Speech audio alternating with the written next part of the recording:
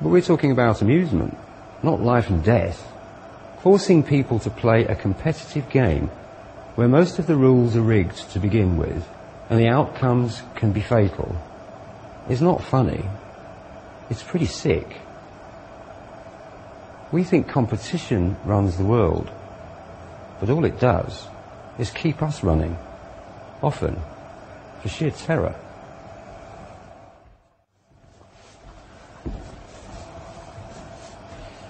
Another viewpoint is that cooperation is really the strategy we need to run the world. Our ideology says no. But we have to cooperate over the rules, even to play the game of capitalism.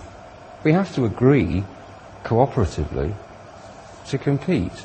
So cooperation is not foreign to us, it's basic to us, even in capitalism. We already cooperate, it's just that we're cooperating against our real interests.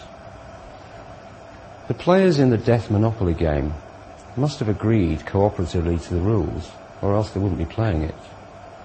So why are we still playing it? Our ideology says that it's the only game there is. Is it? Alternatively, the reason we are still playing this competitive game is that we simply haven't decided not to play it anymore.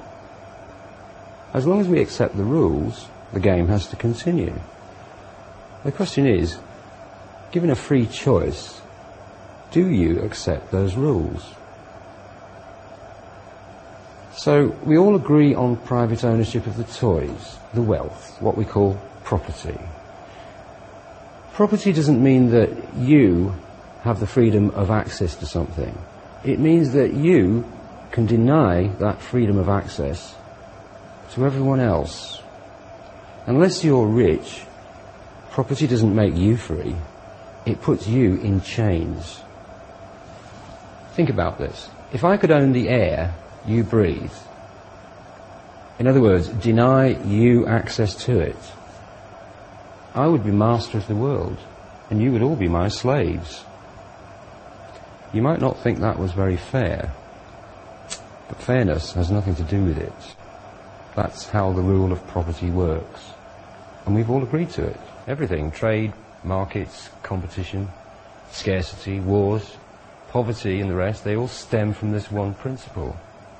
It's a sacred principle. It's older and more sacred than the Bible or the Quran. It's more sacred than life itself, or at least that's the way we've been taught. Ideology. And because of that ideology, we believe it's right that the rich should be rich and the poor just have to be poor. And so the game continues. What you have to do is ask yourself why you're playing this game of private property and what you're really getting out of it. Now, you might own some property, most of us do. You might even own your own house or car, although you've probably got them both on credit that it will take a lifetime to pay off. Instead of that, ask yourself what security you really have. You still have to work. You could always lose your job.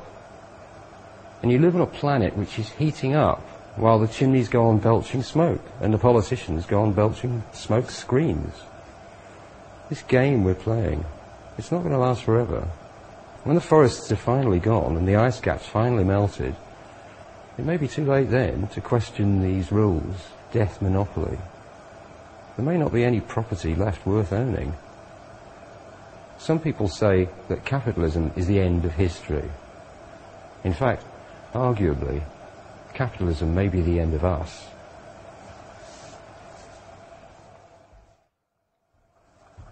So is there an alternative then? If private property is the rule, what happens if you abolish the rule? Capitalism is built on private property. If you abolish one, you have to abolish the other, and everything that's part of it, the whole market system. That's money and banks and insurance and credit and debt and rents and mortgages and loans and wages. This probably sounds like abolishing civilization as you know it. Well, not necessarily. Since most of these things give you nothing but grief and stress, it could also sound like abolishing most of your problems at one stroke. Remember that when Rex was just another kid, he didn't have power over anyone. But when he owned the toys, it all changed. Without private property, there would be no Rex. Property is the basis of power, and power is the basis of all oppression. If you feel oppressed in your life, just ask yourself who it is who has power over you. Sometimes it seems like everybody, but there will be somebody or some group in particular. That's your oppression. It may not be mine, it may not be your neighbour's, but we all experience it in some way, in some variation. It's what we have in common. It's not who has power over us that is the same. It's the fact that somebody has power over us that is the same. Without property, there are no hierarchies, no rulers, no bosses, no leaders, no government elites, no you do what I tell you or else, no second-class citizens. Without property, nobody has power over anyone.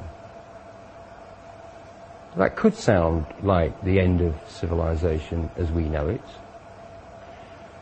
From a different perspective, it could sound like the start of civilization.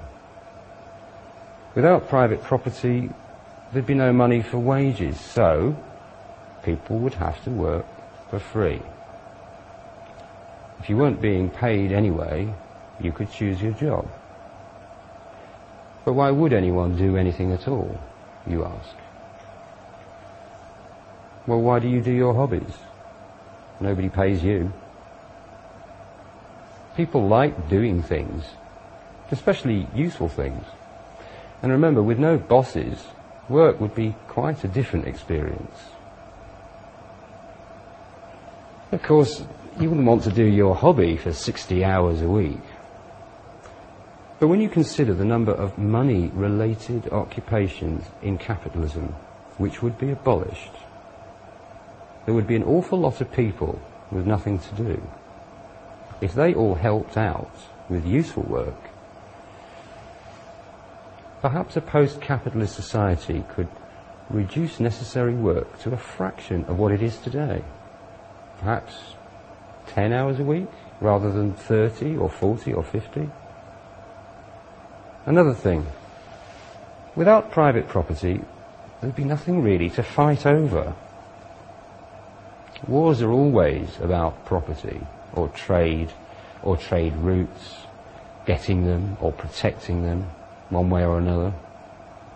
They can pretend it's all about God or freedom or some such thing, but it's dollars that pay for wars and it's dollars that cause them. And what's really ironical is that wars are always fought by poor people on behalf of rich people. You don't think Rex would start a fight with next door's